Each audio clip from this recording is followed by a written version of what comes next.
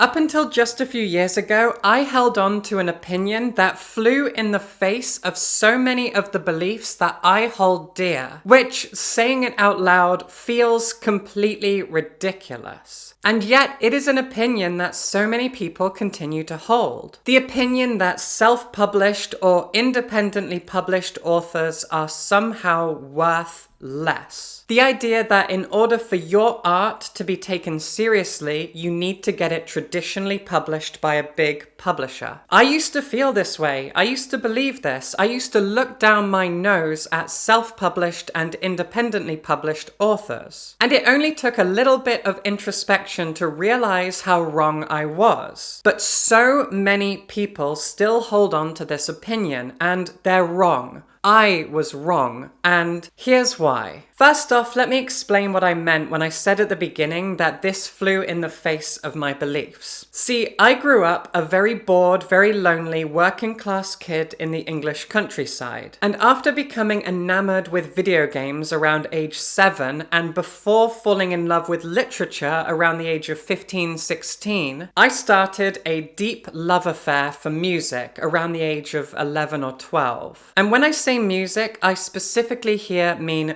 punk music, and that's really important. Right from the age of 12, punk music spoke to me not just because of how it sounds, but the ethos behind it. Something that spoke to me so strongly was the fact that punk music is DIY. Right from its inception, punk music has been the sound of anger and rebellion. The sound of frustrated working class people of all ages and backgrounds, teaching themselves how to play instruments and singing badly, and writing lyrics about the various inequalities that plague our systems. So many of the great punk bands from the 70s right up to the 2000s, when I discovered punk music, were people who did it themselves. People who worked really terrible part-time jobs in order to buy their first guitar, to pay for the recording of their own singles and albums in some cheap backwater studio. These people were playing gigs at really rough pubs around the UK and getting into fights and selling their merchandise. Punk music is grassroots. It is DIY. It is about getting your voice out there by yourself without any support or any financial backing. Punk music spoke to me so loudly and so aggressively when I was just 12 years old. And that DIY, grassroots, working class ethos is something that I carried through in my appreciation for other art forms, like independent video game studios or indie filmmakers, poets who find a community by going to open mic nights and supporting each other. The grassroots DIY working class nature of so much art has always spoken to me. And yet, the great disgusting hypocrisy of my adult life was spending so many years looking down my nose at self-published authors and thinking, well, if you were actually good enough, you would have been picked up by an agent or a big name publisher. You would have secured a 6-figure book deal with Penguin Random House if you were any good. I used to think that way. And I think it's because books, publishing, literature, fiction, it carries with it this sense of high art snobbery. Yeah, punk musicians and indie filmmakers and indie video game developers, they can do it themselves. But if you want to be taken seriously as an author, well, you need to get published by a really big publishing house to show your worth. Where was I coming from?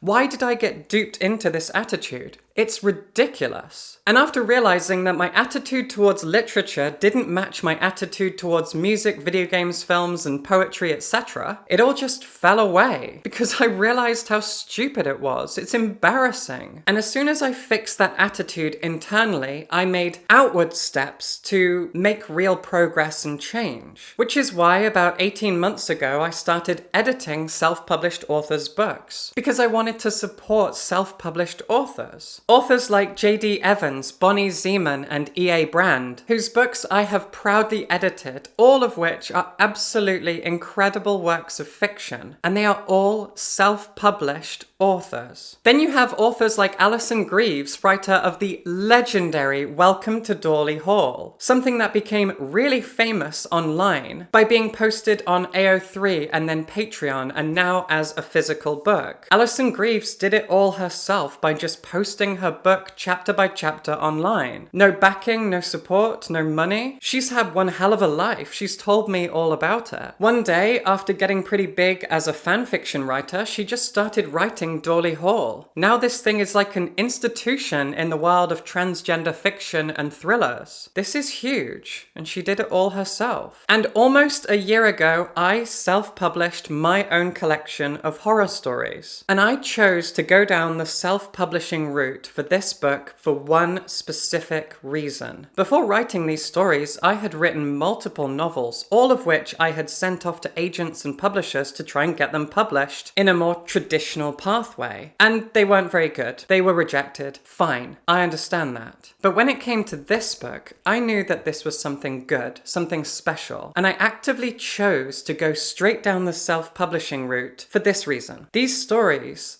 are horrible. And by horrible, I don't mean bad. I mean they are disgusting. They are violent and dark and difficult horror stories. They are very, very unpleasant and shocking. And I knew that there was an audience out there for these stories. Young, struggling, angry, punk, trans people. Allies who love horror fiction and are curious about the trans experience. So I put these stories together and I put this book out by myself, knowing that there was an audience for it. But I didn't think that an agent or a publisher would ever understand. So I didn't bother. I did it by myself. I paid someone to format it. I paid someone to design the cover, which is gorgeous. And then I put it out by myself. This is my book, my project, my baby. I paid what I needed to pay in order to get it looking like this, and out it went into the world. Nobody stopped me. It's mine. The only mistake I made with managing And Other Lies was not getting an editor. And I can say right now very openly that I made an arrogant mistake. I thought, well, because I am an editor and I edit other people's novels, well,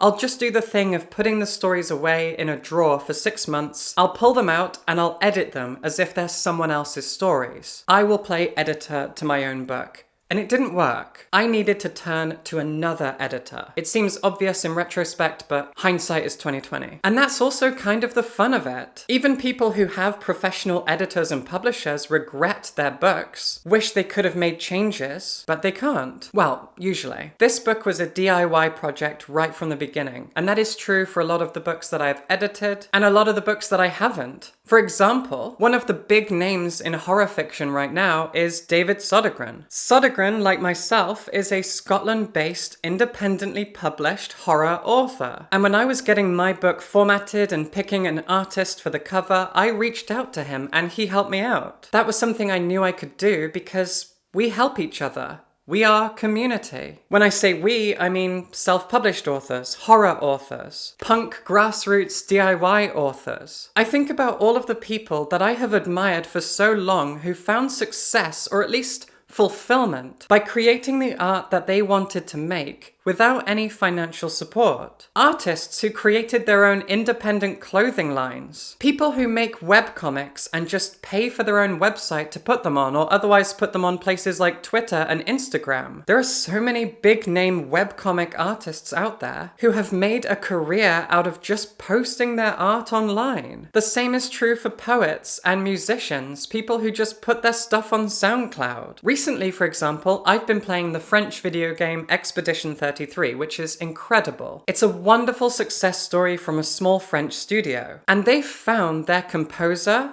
on SoundCloud. Someone who was just posting stuff. They didn't have a big following. They'd never made anything professionally before, but the developers just found them, liked them, and hired them to be the composer. And it's one of the best video game soundtracks in the history of the medium of video games. This was just some artist who put stuff on SoundCloud. They didn't have a label. They didn't have a huge fan base. In our internet-focused 21st century landscape, this is the same as an independent punk or folk artist going out to pubs, playing gigs, selling their t-shirts and their CDs at a table afterwards at midnight when the pub is closing. These These days you go on SoundCloud. These days you post your art to Instagram. You self-promote through the internet. Self-promotion is a big deal and it takes so much time and effort. You are not paid for it. You need to be savvy. You need to be unique. You need to put in the work. There is a great level of satisfaction that comes with creating your own art, throwing whatever money you have at it in order to make it a reality, and then promoting it by yourself, either through making posters, playing live shows,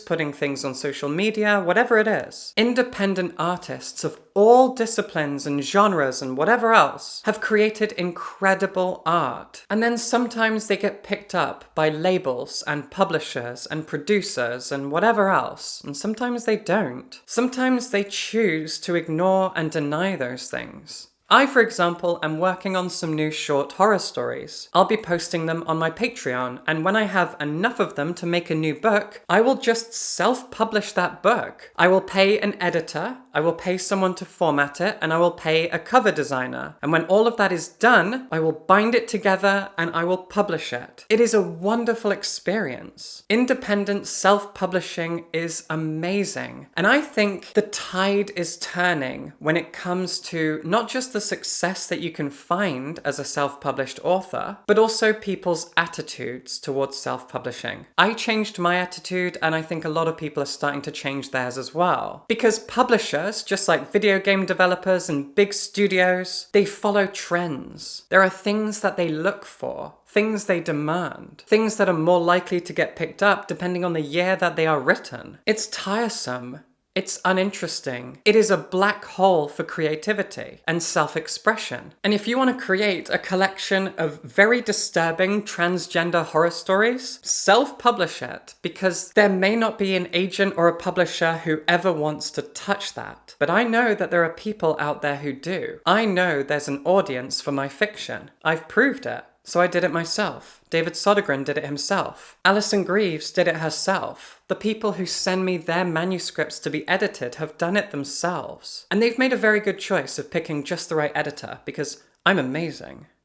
There is a great level of satisfaction in doing it yourself, in grassroots DIY approaches to creating art without financial support, by just putting in the work. And you don't have to do it alone. I don't believe in doing anything alone. I believe in seeking help and support. I believe in working with an editor and getting a cover designer, all of which cost money and time and patience. I believe in Patreon. I believe in community. I also believe in having an audience. Your audience are also there to support you. And I don't just mean a YouTube audience, I mean an audience of readers or listeners. People make success out of nothing by just posting their podcast on SoundCloud, by playing gigs in local pubs to an audience of 20 people. We go out there and we make our art and we do what we want with it. Making art is such a personal thing. And so often big name publishing is money first. Is this thing a guaranteed success? Is this something we want to take a risk with? And this is also where independent publishers come into play as well. I've been championing indie publishers, especially here in the UK, for years now. Publishers like Dead Ink Press, Charco Press, Cypher Press, etc., etc. There are so many great independent publishers out there, like 404 Inc., the Emma Press, Daphne, Titan, Picador. Picador are really big now, but I'm pretty sure they're still I don't know, actually. Are they? I don't know.